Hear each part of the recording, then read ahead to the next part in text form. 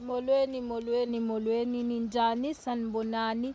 Umakhosi Umkhize lo okhulumayo, ngicela ukukhuluma ngesihlahla namhlanje Umaphuthuma. Lesi sihlahla ke sigcwele nje kakhulu la eKZN, sibonakala ngokuthi sibe nembali eyelo uma sesikhulile Umaphuthuma.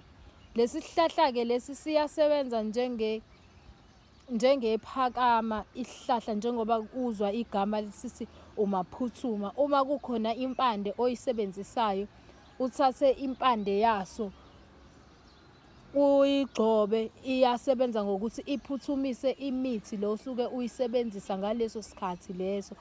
Futhi lesi sihlahla ke okujwayelekile bonke abantu abajwayele ukuthi sisebenza khona mawukuthi unenkinga yesisu, siyasiza kakhulu, noma wenze imbiza ikakhulukazi ephathelene nokuklina ngaphakathi igazi lakho, igazi lomuntu elingcolile.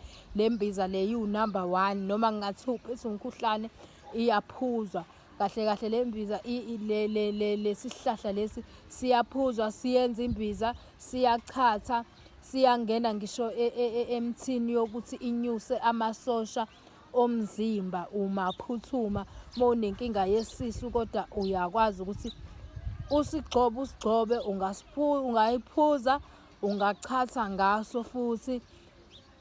Nalokhu kokuthi siyasebenza njengephakama, usithathe usifakele ukuthi siphuthumise le mpande le osuke uyigayile ukuthi isheshe isebenze. Umaphuthuma. Ngiyacela uma ungakazi usubscribe kwi-channel yami usubscribe. Umakhosi Umkhize lo, ngiyabonga.